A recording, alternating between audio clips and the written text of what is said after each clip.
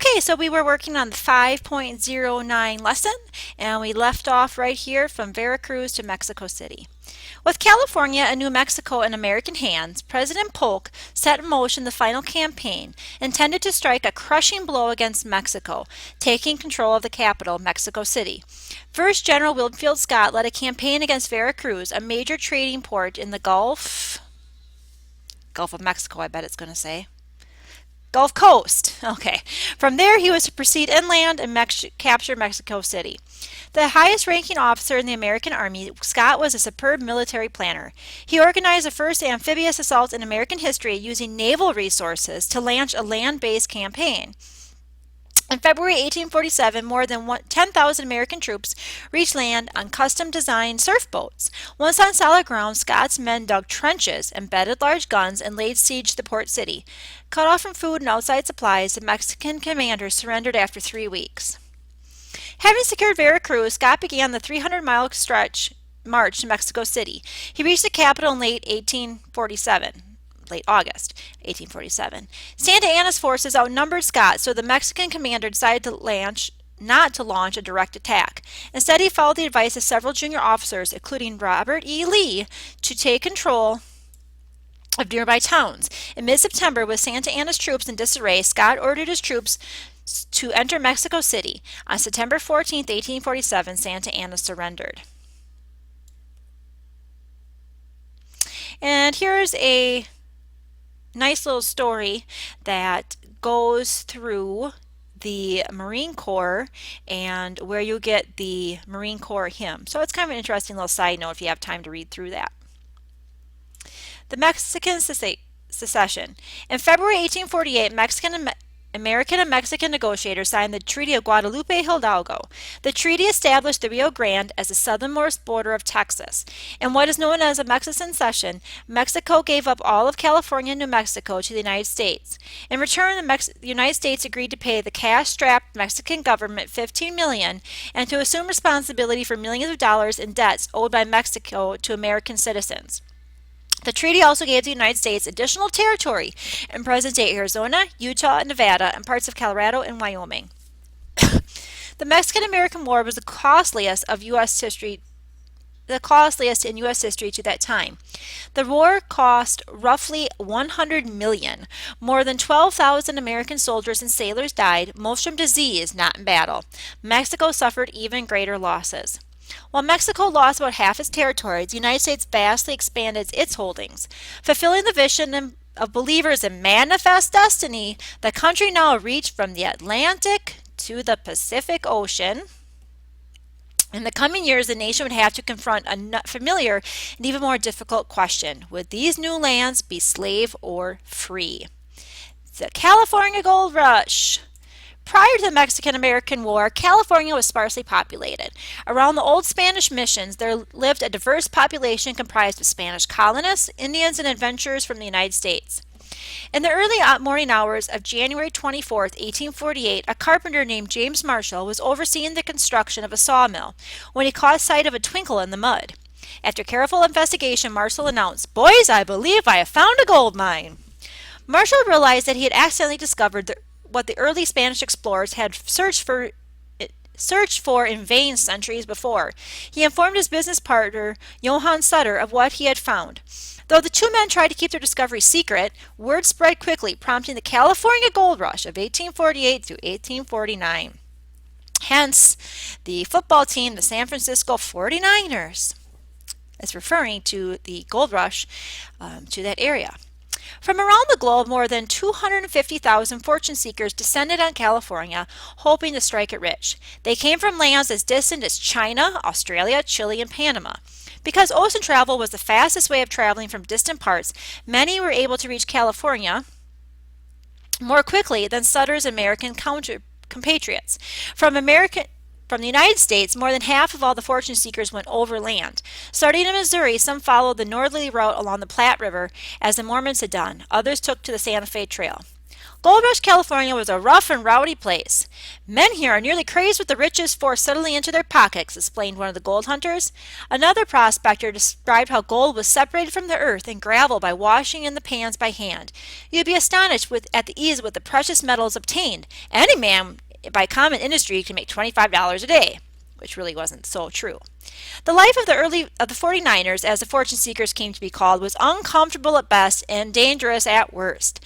Men waited in ice cold streams for 12 hours, like this picture up here, stooping over to sift the silt of the riverbank in metal pans. The makeshift mining camps teemed with disease, including scurvy, cholera, and smallpox. Fresh food was scarce.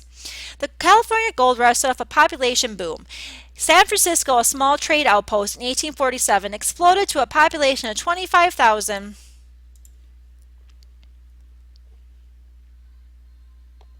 within the space of 3 years. Saloons, hotels, restaurants, and stores lined the streets, with gold seekers coming not only from the United States but also from South America, Europe, and Asia. California's growing population was remarkably diverse. It was the gold rush that established the beginning of California's still extensive Chinese American community. One of the 49ers wrote, "The gold is positively inexhaustible." But the gold was exhaustible. Relatively few of the 49ers struck it rich. After paying the considerable expenses of their long journeys to California, most could expect to break even.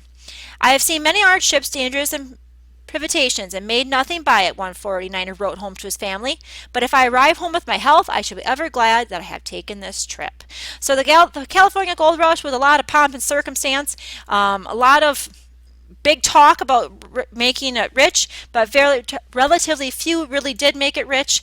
And the mining camps, it was just a whole bunch of people descending in one area, and they were just kind of all making makeshift towns nearby. And like it said, disease, fresh food was scarce because there was relatively few outposts for buying supplies out there at the time, until businesses would start to be teeming because more people were moving out there. So that's definitely one effect of the California Gold Rush, is that it sped up the settlement of California. All right, this is the last page of this lesson. Westward, the Star of Empire. In 1834, George Bancroft, a Democratic politician and historian, published the first volume of his History of the United States of America. On the cover, he proclaimed the dramatic motto, "Westward, the Star of Empire takes its way." The motto proved prophetic for the United States. In a mere 3 decades, the United States completed a stunning continental conquest, incorporating territory from the Atlantic seaboard to the Pacific coast. Americans flooded into the new territory, settling the newly acquired lands and preparing to apply for statehood in the Union. While the idea of manifest destiny helped Americans justify their westward expansion, it left numerous victims and serious problems in its wake. The Star of Empire shone only for white Americans. In the western lands, no American president seriously considered the rights of Native Americans or its non-white residents. The acquisition of the new territories also heightened decisive sectional issues.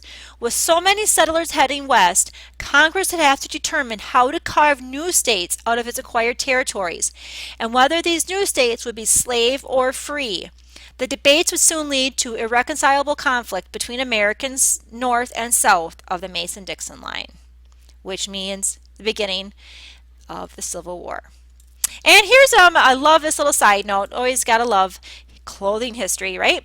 Inventing blue jeans. Among the 49ers was a German Jewish immigrant named Levi Strauss. After making a very long journey around Cape Horn, Strauss settled in San Francisco, where he set up a dry goods store. He had brought with him several bolts of canvas cloth, now known as denim, to make tents. But to his dismay, he found that the cloth would not work for tents. Eventually, he had the tough cloth cut into men's work trousers. The durable pants proved a great success, and he earned a fortune selling them to California gold miners. Levi Strauss's blue jeans remain popular today. So some things in history have not changed, like blue jeans. All right, so that's the end of the lesson reading. Now let's go back to the lesson itself, 5.09. And one of the things that you have to do is this activity manifest destiny fulfilled? And I'm not going to go through it with you in this video because it's kind of long. It takes a fair amount of time, but it's basically a map activity, and it's requiring you to look at two sets of maps in each question and then answer the question. So it's a good map skills activity and a good investigation for you to do to sharpen those skills that you have for map work. But finishing up the lesson, there are the chapter highlights, which goes through Manifest Destiny and the acquisition of Texas and the Mexican-American War, and the different trails that settlers took are all kind of encapsulated here in the chapter highlight. So be sure to read through those. And then finally, before you finish the 509 lesson, let's take a look at the reading guide. If you haven't already, be sure to go through the reading guide and complete the rest of the questions that you maybe didn't complete as you were going through the reading. If you're going through the video and pausing as you go along, that's fine. But then to finish off the lesson, you do have the 5.09 quiz, and that will cover the information from lesson 5.06, 5.07, and this lesson today. So it will incorporate the westward movement and the westward push and acquiring the new lands in the West. And let's see how many questions. There are 12 questions in this quiz.